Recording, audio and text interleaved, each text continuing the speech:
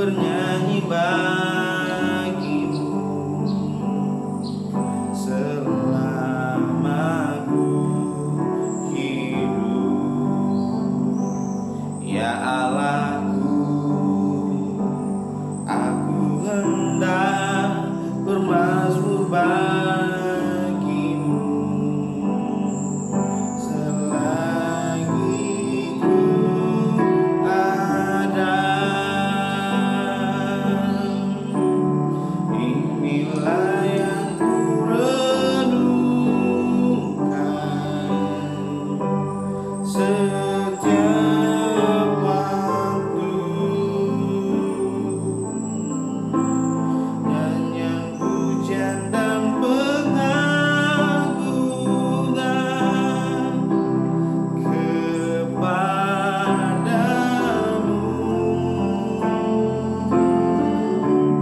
Biarlah manis kau dengar Tuhan, manis kau dengar Tuhan, dan hatiku bersuka karenamu.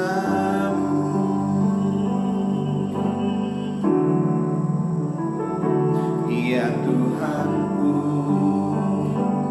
aku hendak bernyanyi bagimu selama ku hidup.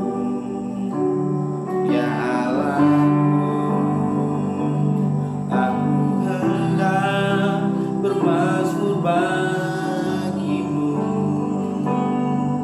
selagi ku ada. Inilah yang ku renungkan setiap waktu,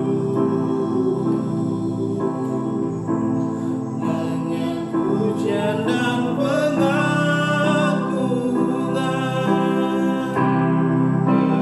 kepadamu.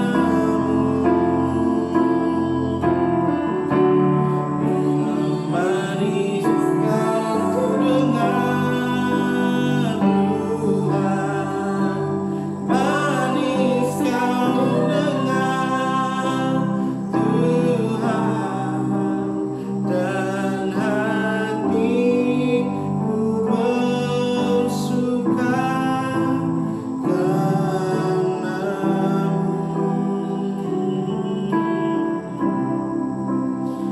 karenamu.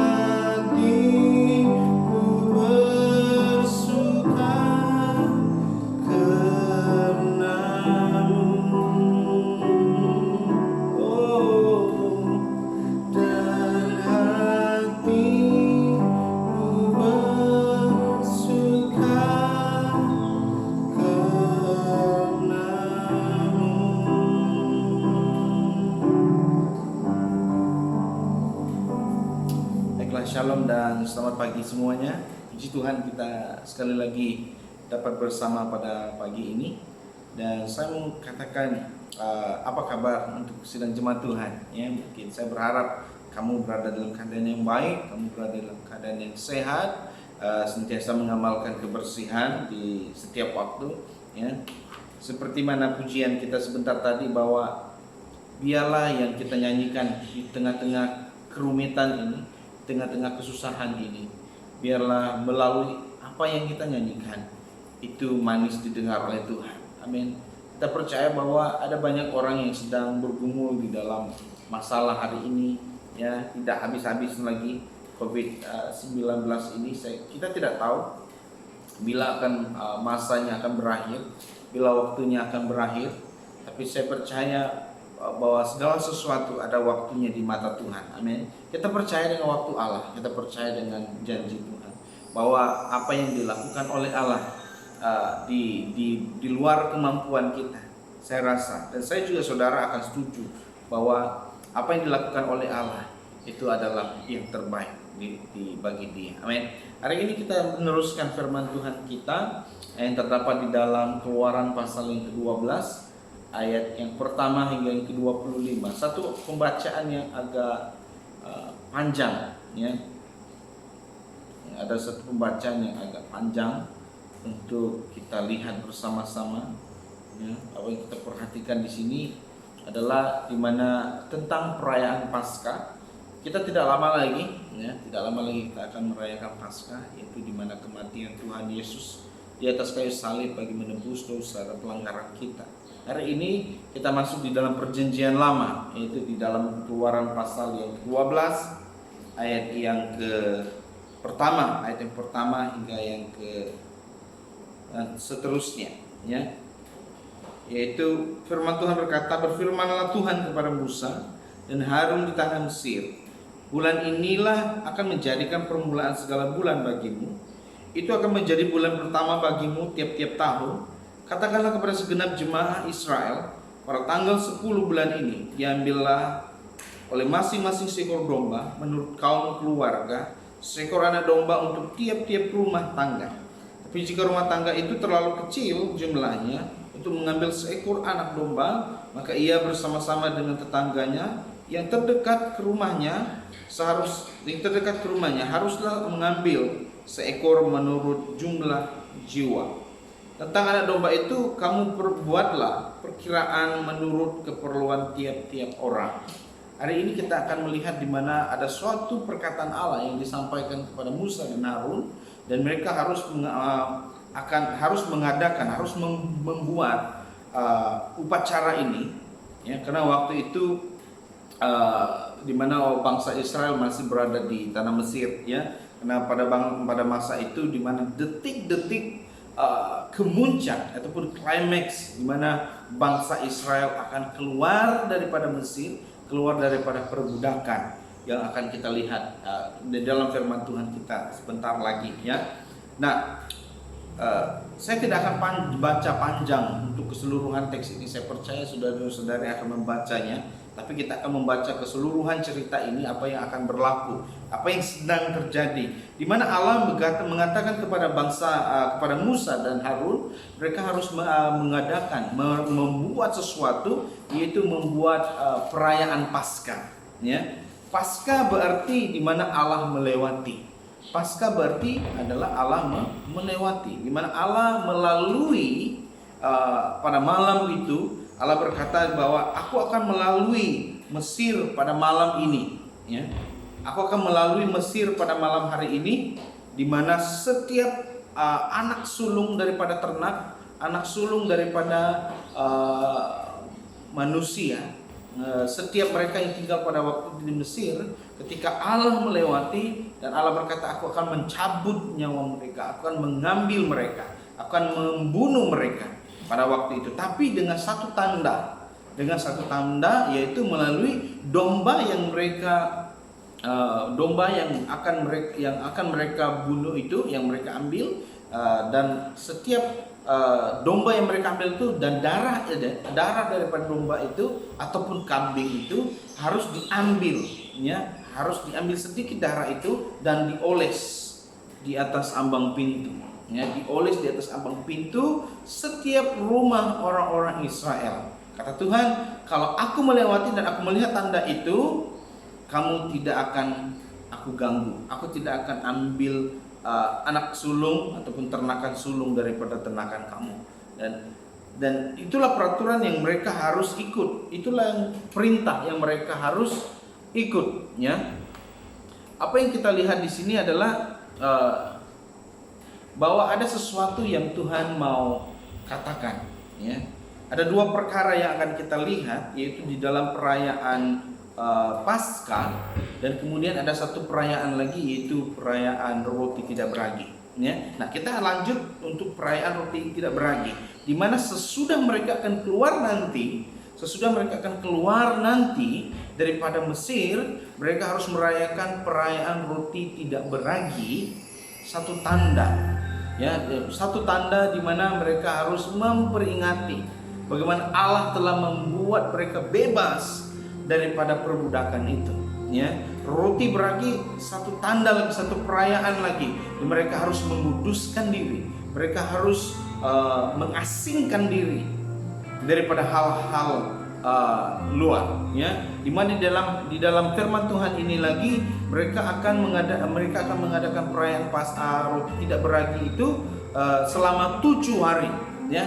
7 hari penuh tidak boleh makan atau menyimpan roti tidak beragi atau ragi itu di dalam rumah mereka. Mereka harus buang ragi itu dari rumah mereka, dan mereka harus membuat makanan roti tidak tanpa ragi selama 7 hari penuh, saudara. Nah, ini kita akan bahas sebentar lagi. Kita akan bahas sebentar lagi tentang bagaimana apa yang berlaku dan apa yang sebelum dan sesudah. Ya, hari ini kita akan melihat bagaimana pekerjaan Tuhan itu ada kaitannya dengan masa kini, ada kaitannya dengan masa hidup saudara, ada kaitannya dalam hidup kita sebagai orang-orang percaya. Amin. Nah, tema firman Tuhan hari ini adalah persiapan Paskah, yaitu kemenangan itu pasti. Nah, ada sesuatu yang saya lihat di dalam firman Tuhan ini yang luar biasa, yang membuatkan saya tertarik untuk melihat lebih dalam dan lebih jauh. Dan saya berharap jemaat ketika melihat firman Tuhan ini, tolong fokuskan pribadimu, tolong fokuskan hidupmu kepada Tuhan dan berikan sepenuhnya kepada Tuhan, supaya Tuhan izinkan saya mengerti, izinkan saya memahami. Ya saudara, ya, jangan hilang fokus saudara daripada firman Tuhan ini. Kita mau andalkan kekuatan firman Allah ini menjadi kekuatan dalam hidup kita untuk menantang hari-hari yang begitu bergelut dengan masalah penyakit dan sebagainya, kegawatan ekonomi, sudah tidak ada pekerjaan dan sebagainya. Kita mau kembalikan harapan yang Tuhan Yesus berikan, ya, yang Allah berikan. Saudara, mari kita teruskan, ya, yaitu di mana persiapan Paskah ini, apa yang dikatakan oleh firman Tuhan adalah kita akan melihat beberapa peraturan yang Tuhan sedang berikan. Ada beberapa peraturan yang mereka harus ikut satu persatu. Mereka harus detail ketika menyediakan perayaan Paskah ini. Mereka harus teliti untuk mengadakan perayaan Paskah ini. Saudara, yang pertama, Allah berkata memberikan perintah kepada Musa dan Harun, yaitu harus jemaat Israel itu harus mengambil domba jantan yang umur 1 tahun, ya, umur 1 tahun, dan domba jantan itu haruslah yang muda, ya, yang sudah diasingkan, ya, yang sudah disimpan selama 14 hari, ya, dikurung selama 14 hari. Itu yang pertama, ya. Domba jantan yang tidak bercela, itu arahan yang pertama yang diberikan oleh Tuhan pada Musa dan Harun. Boleh baca ayat seterusnya firman Tuhan ini, ya. Dan yang kedua adalah jangan, ketika mereka membuat penyediaan tentang korban ini, Allah tidak mau daging domba ataupun daging kambing itu direbus, ya, atau direbus, tidak mau, ataupun dimakan mentah, tidak boleh. Apa yang Tuhan berkata harus dibakar, harus dipanggang, ya, harus dipanggang. Dan ketika dipanggang itu harus mempunyai kaki, harus badan dan perutnya sekali, semua keseluruhan, tanpa dilakukan apa-apa, hanya semuanya harus dipanggang bulat-bulat, saudara, ya. Dan yang ketiga, peraturan yang ketiga yang mereka harus ikut adalah dimana kalau keluarga itu kecil, mungkin 2 atau 3, 4 orang saja. Mungkin kalau ambil 1 ekor domba itu kan besar, jadi mereka tidak boleh makan habis. Tuhan mau kurban ini harus dimakan habis pada waktu malam yang terakhir itu juga, ya.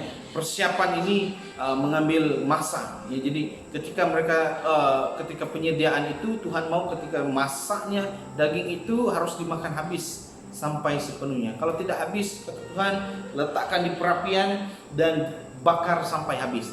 Tuhan tidak mau ada sisa, ya. Kalau keluarga itu kecil, ambil 1 ekor dan berkongsi dengan tetangga yang lain, kongsi bersama-sama, ya. Dan yang keempat yaitu domba, seperti saya katakan tadi, itu domba harus umur 1 tahun. Lepas itu yang kelima, harus dikurung selama 14 hari. Saudara, kalau kita lihat ada penambahan 14 hari pada hari ini, ada penambahan 14 hari untuk PKP kita di Malaysia ini. Dan saya percaya bahwa 14 ini menjadi satu kurungan dalam hidup kita supaya kita kembali beriman kepada Tuhan. Setuju, katakan amin ya. 14 hari ini tolong kita berkongsi supaya firman Tuhan ini menjadi kekuatan, menjadi satu penebusan dan pelepasan di dalam peringkat yang seterusnya. Kita tidak tahu bila masa dan waktu, dan saya juga tidak berkata bahwa 14 hari ini ada maka berakhirlah PKP ataupun COVID-19 akan habis. Tapi dengan iman ianya boleh terjadi. Amin, dengan iman kita. Jadi kita akan melihat hal ini. Dan yang kelima itu harus domba itu harus dikurung 14 hari ya.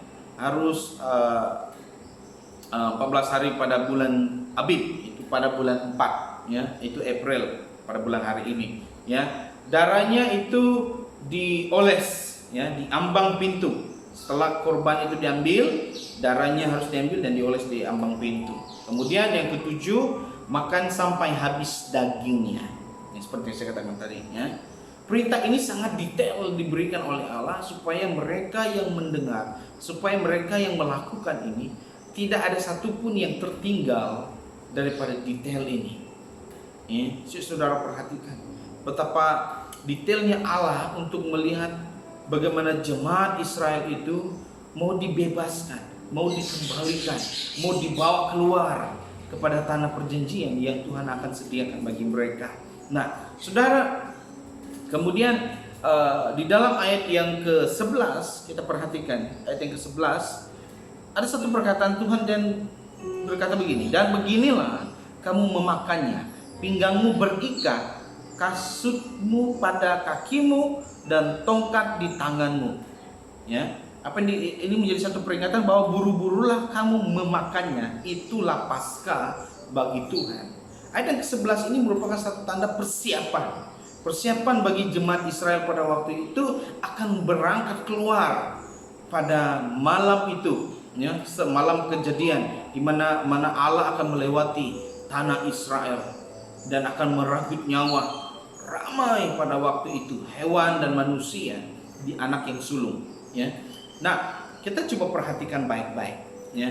Apa yang menarik di dalam ayat ini adalah di dalam firman Tuhan ini, dan saya sangat suka di mana suatu perkataan Allah yang belum kelihatan, yang belum tahu pasti jawabannya, yang belum tahu kita sebagai seorang manusia. Pasti kalau ada seseorang berkata dengan kita bahwa besok engkau menerima uang, mungkin besok engkau akan menerima begini, itu dan ini dan sebagainya, tanpa bukti, tanpa ada alasan yang kukuh untuk kita menerima uang. Wow, saya bersyukur. Dan saya percaya tidak semua orang akan berkata, oh iya, saya akan dapat itu, saya akan memiliki itu. Dan kita pasti tertanya-tanya dan kita akan bertanya dengan orang itu balik, bagaimana untuk saya memilikinya. Ya. Kalau kita melihat firman Tuhan ini, di mana Yesus ataupun Allah bekerja di luar kemampuan manusia, dan dia berkata, malam ini kamu akan bebas, malam ini kamu akan keluar daripada tanah Mesir, malam ini kamu akan dikeluarkan daripada perbudakan, malam ini juga kamu akan dibebaskan, malam ini juga engkau akan meninggalkan Mesir dan hidup di tanah yang aku janjikan. Ada berapa banyak orang yang boleh meyakini hal ini? Saya percaya Musa juga demikian. Tapi apa yang sudah terjadi ini adalah tulah yang ke-10. Ada 9 tulah yang sudah berlalu. Ada 9 perkara yang sudah Tuhan tunjukkan bahwa Allah tetap melakukan seperti mana yang Allah katakan. Jadi yang ke-10 ini satu keadaan yang begitu genting, ada satu keadaan yang begitu kemuncak, di mana jemaat Israel akan keluar daripada tanah Mesir, keluar daripada perbudakan itu. Saya percaya saudara boleh melihat dan saudara boleh tangkap apa yang firman Tuhan ini coba katakan. Dan saya berharap saudara boleh mengerti di mana Allah mengatakan sesuatu yang belum terjadi, dan apa yang belum terjadi itu Tuhan sudah meteraikan bahwa ianya pasti berkemenangan. Yang setuju Allah katakan amin. Apa yang dikatakan oleh Tuhan di dalam ayat ini, Allah mereka membuat Paskah, mereka membuat perayaan roti beragi, mereka pada sesuatu yang belum terjadi, tapi Tuhan berkata pasti terjadi.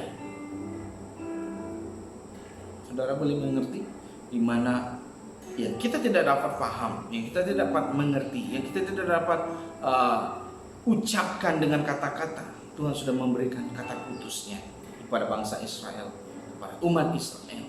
Apa yang dikatakan adalah malam ini kamu akan keluar daripada tanah Mesir. Ini saudara, amin. Malam ini kamu akan keluar daripada tanah Mesir.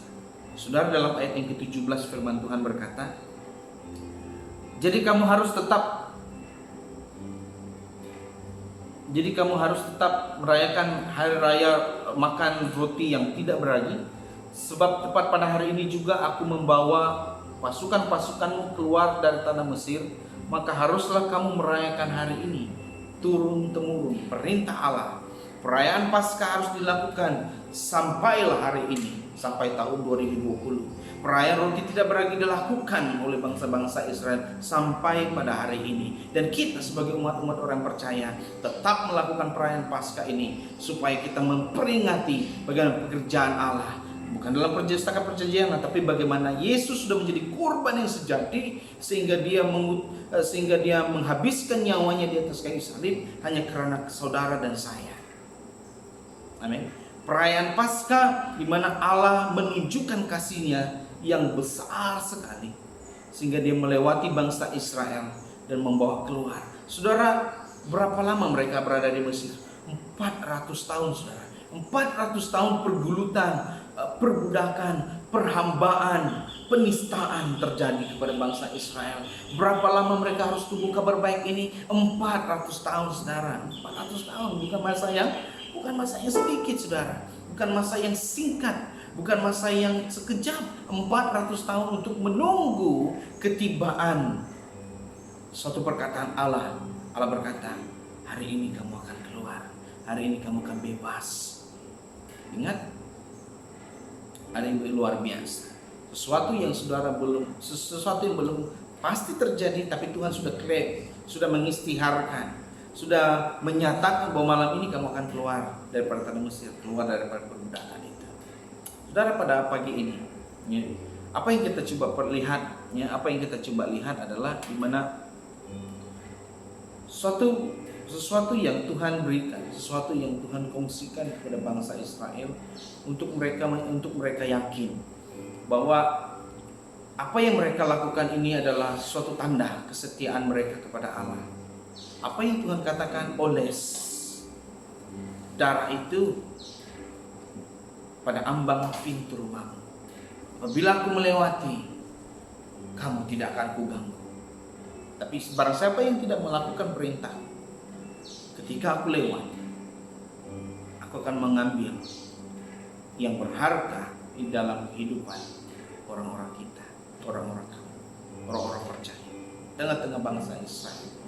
Dan akhirnya bangsa Israel itu menuruti. Nanti kita akan melihat itu dalam cerita yang seterusnya, di mana ketetapan, di mana harus ketika Paskah pada malam itu, ketika mereka makan, ketika Allah melewati tempat itu, banyak bangsa Israel yang berkemenangan dalam Tuhan. Hari ini kita mau pakai tanda darah domba itu dalam hidup kita, dan gunakan darah domba itu. Daging domba itu harus kita nikmati. Daging itu firman Allah, harus kita menikmatinya. Makan habis, kita mau bersama dengan Tuhan di dalam keadaan yang genting pada hari ini. Dan yang kedua, di mana perayaan roti yang tidak beragi, suatu perintah Tuhan juga kepada bangsa Israel. Dia katakan, ketika kamu keluar daripada tanah ini, kamu adakan perayaan roti yang tidak beragi, karena sudah nyata bahwa aku membawa kamu keluar daripada tanah Mesir. Aku sudah membuatkan kamu bebas daripada tanah Mesir selama 400 tahun. Apa itu roti yang tidak beragi? Nah, saya mau simpulkan di sini itu, dan saya mau ambil satu perkataan ragi. Ragi adalah satu bahan untuk pakai untuk di sebuah adonan membuat kue-mui dan sebagainya. Roti ini adalah ragi ini adalah bertujuan untuk mengembangkan, ya, untuk membesarkan bahan-bahan kue-mui yang ibu-ibu sedang buat di rumah dan sebagainya. Ragi ini sangat penting. Tetapi kenapa dalam konsep roti tidak beragi ini Allah tidak mau pakai ragi? Allah tidak mau pakai ragi. Kenapa? Ya, dalam 7 hari ini ragi adalah di mana satu proses di mana itu adalah yeast ataupun sebagai jenis kuman. Saya kurang pasti yeast, ya, yang saya pasti adalah yeast itu, ya, untuk untuk diletakkan dalam roti dan roti itu menjadi kembang, ya. Roti itu akan menjadi kembang dan menjadi satu kue yang cantik, ya. Tapi pada waktu itu Tuhan berkata, kamu tidak perlu pakai ragi. Tidak perlu, saya tidak mau ragi itu di dalam rumahmu, buang ragi itu di dalam rumahmu selama 7 hari lamanya, 7 hari penuhnya. Kamu hanya perlu makan roti tanpa ragi. Saya mau bagi tahu saudara, ragi saya sifatkan sebagai dosa. Ragi adalah dosa, ragi adalah hidup lama. Ketika mereka di Mesir, mereka hidup dengan makan roti beragi, mereka hidup dengan senang. Walaupun mereka 400 tahun di sana, mereka lengkap diberi rumah, mereka lengkap dibagi ladang, mereka lengkap dibagi tanaman dan sebagainya. Tapi ketika mereka keluar, Allah mengarahkan mereka untuk melupakan apa yang ada di sana. Roti tidak beragi adalah tanda melupakan apa yang sudah terjadi di Mesir. Kamu tidak perlu lakukan lagi apa yang ada di Mesir, tidak perlu ingat dosa-dosa kamu di Mesir, tidak perlu ingat apa masa silam kamu. Demikian hidup kita pada hari ini. Roti tanpa ragi adalah di mana dosamu engkau harus buang, engkau tidak perlu ingat lagi. Pertobatan karena engkau sudah dibebaskan oleh Tuhan. Yang setuju katakan amin. Engkau sudah dibebaskan oleh Allah, engkau sudah diambil oleh Allah, ditebus oleh Allah dari perbudakan, dari dosa-dosamu. Hari ini sebagai orang-orang percaya, saya mau katakan kepada kita semua, perayaan Paskah bukanlah yang dianggap enteng, tapi perayaan Paskah adalah dimana Tuhan bekerja dalam hidupmu, Tuhan melayanimu, Tuhan sudah memberi kau hidup yang baik di dalam muka bumi ini. Di dalam hari ini situasi COVID-19 ini, Tuhan mengajak kita berkurung 14 hari. Apa yang Tuhan mau? Kembali kepada Tuhan dan bertobatlah. Tuhan tidak mau kau kembali dalam hidup lama. Kenapa hari ini dunia menjadi merudum? Kenapa dunia hari ini menjadi banyak yang saya katakan stop, berhenti, tidak ada keluar kemana-mana, stop, stay di rumah, stop tinggal di dalam rumah. Waktu ini engkau mencari Tuhan. Ini saya katakan banyak bisnis sudah menjadi stop. Banyak orang yang sibuk di sana kemari sudah menjadi berhenti. Hanya tinggal di rumah, diam-diam bersama keluarga.